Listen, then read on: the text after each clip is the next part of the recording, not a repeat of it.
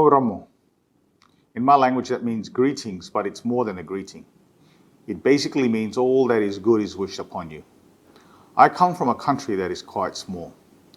In comparison to the world, we are a population of roughly 12,000 people. And as a country that is small, we are very much family orientated. We're a country that is very much, as the words express. For example, we don't have words for nephew, niece, uncle, or auntie.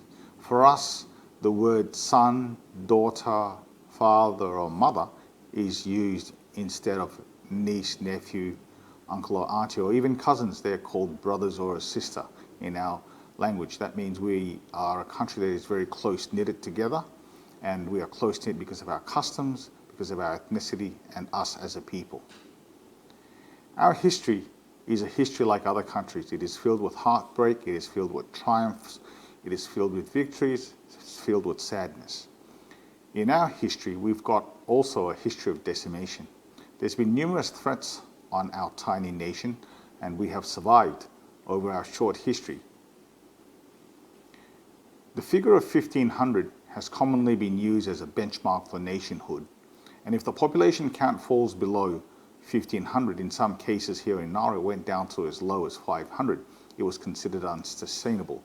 Unsustainable in the sense that you cannot survive as a nation. There were two events in particular that put our population and us, our nation, at grave risk of being decimated. One was the 1920 influenza epidemic, and secondly was World War II. Nauru's history of tribulation provides us valuable lessons and inspires any leader of Nauru, as it did for us when the coronavirus broke out. It is a story about resilience. The family unit and its value in times of national trials is things that has kept us together. During national crises, as I have described through the flu epidemic and the Second World War, they became personal trials, because a death involved in one Nauruan family is a death basically involving everybody else on island. Because we are a tight-knit community, a death in a tight-knit community means that it is felt by the whole extended family, not just a nucleus family.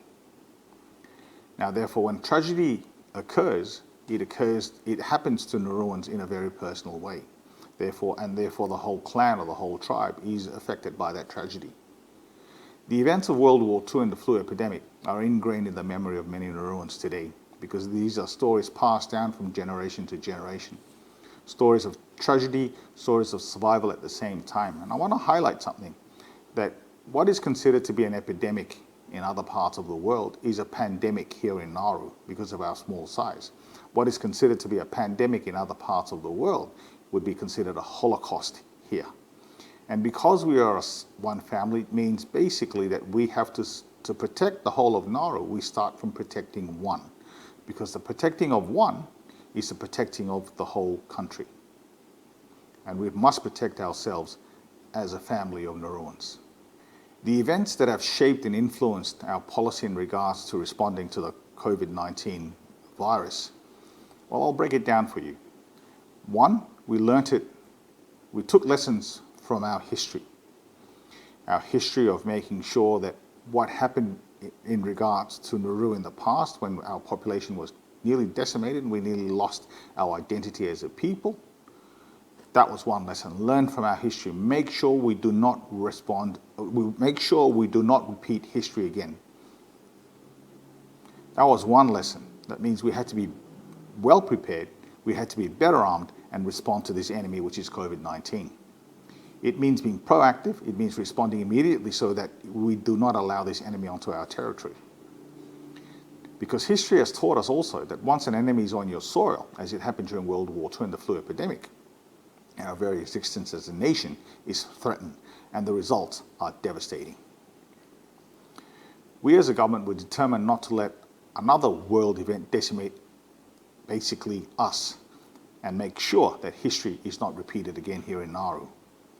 Therefore, this government monitored the situation of the COVID-19 very carefully and responded very quickly, declaring a state of national emergency on the 16th of March 2020 for the management and the minimization of the impact of coronavirus.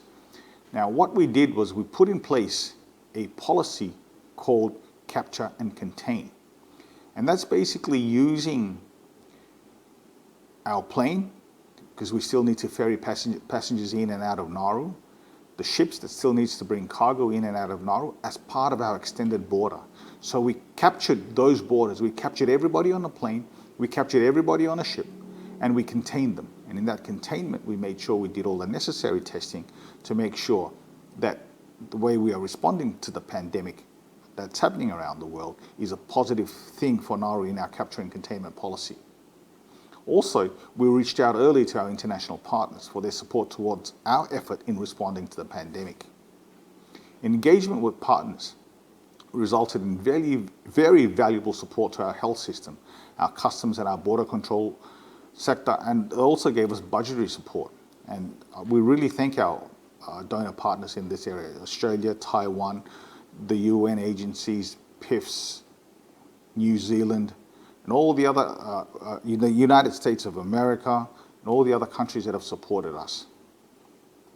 Nauru is not part of any chain, and we are one nation, island nation only, with, like I said, with a population of roughly about 12,000 population. 80% of our needs comes mostly from Australia. Therefore, we could not shut down our borders.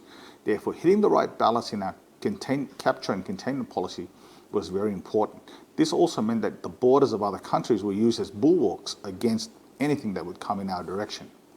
Their quarantine measures was another layer of defense for us. So therefore, our strongest offensive against COVID-19 is in fact our strongest defense against it. And to implement the strategies, we had to protect our borders at all costs, identify transit stations and resource them appropriately, applying the lessons from history. We had to review our Disaster Management Act to make sure we provided the legal basis for our decision. We maintained strong leadership both nationally and internationally. For example, our health media and pleas do extensive community awareness to educate and inform people about the virus. And as president, I provided weekly situational media updates for the people of Nauru about what their government is doing and the progress we are doing in regards to protecting us from COVID-19 and to allay any fears and misconceptions. Further abroad, we also engage with leaders regionally and internationally about strategies, because if it works for us, then it surely must work for others also. And that has enabled us to be strong nationally and internationally. In closing, what I would like to say also is that one of the biggest things we set up in regards to our capture and containment policy was what we called our task force. This was led by our Minister for Health and included many other ministers that were part of it, other members of our public service and other members of the business sector. And therefore, what they did and the plans they put together was basically looking things as a whole for Nauru and implemented the necessary, basically anything that was necessary to make sure that we protected ourselves and that our capture and containment policy worked well. Our motto on our coat of arms is God's will first. And by the grace of God, we have been kept safe. Thank you.